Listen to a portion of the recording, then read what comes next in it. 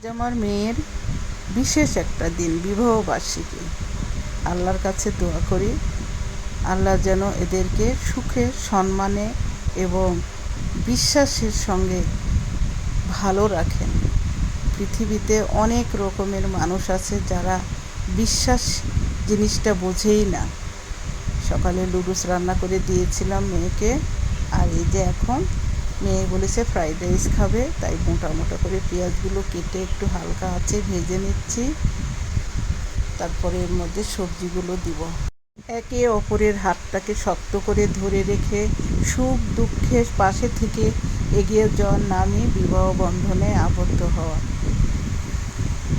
এই যে সবজিগুলো ঢেলে দিলাম, বরবটি, গাজর আর লম্বা লম্বা করে কাঁচামরিচ কাটা আছে। এটাকে পেঁয়াজের সঙ্গে একটু হালকা ভেজে তুলে নিব। এগুলো তুলে নেওয়ার পরে ডিমটাকে আবার ঝোড়া ঝোড়া করব। আজকের দিনটা শুধু একটা তারিখ নয়, একসঙ্গে হাত ধরে বিশ্বাসের সঙ্গে এগিয়ে যাওয়ার নামই সংসার। এই হাতটা কখনো ছেড়ো না, কখনো জীবনটাকে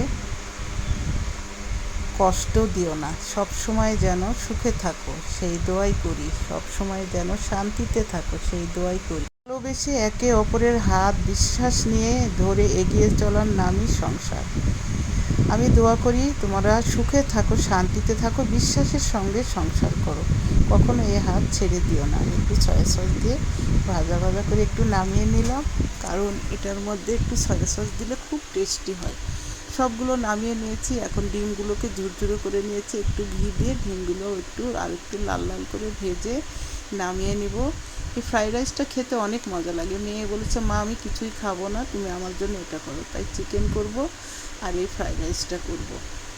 তো চিকেনটা ফ্রাই করব না, রোস্ট করব। তো যাই হোক, আপনারাও ভালোবেসে ভিডিওটাকে দেখে একটু লাইক কমেন্ট শেয়ার করে দিবেন। আমার মেয়ের জন্য দোয়া করবেন, আল্লাহ যেন তাকে সুখে শান্তিতে রাখে। তো যাই হোক, মেয়ের জামাইটা নাই দেশে, মেয়েটাও যেন খুব তাড়াতাড়ি জামাইয়ের কাছে যেতে পারে এই দোয়াই করি। সবাই দোয়া করবেন। একটু চালটাকে আরেকটু নেড়ে চেড়ে সব মিশিয়ে, আধা সেদ্ধ আছে তো, একটু সয়া সস দিয়ে দিলাম, একটু গোলমরিচের গুঁড়া আর একটু গরম মশলার গুঁড়া সব দিয়ে চালটাকে অর্ধেক নামিয়ে নিয়ে সব সবজিগুলো দেওয়ার পরে আবার এই চালটা দিয়ে মিশিয়ে ঢেকে দিব। একটু দমে রাখলেই হয়ে যাবে। তো এইভাবে আমি ফ্রাইড রাইস করি। আপনারা হয়তো অন্যভাবেও করতে পারেন, যে যেভাবেই করেন। ভালোবেসে আপনজনদের জন্য খাবার রান্না করতে খুবই ভালো লাগে।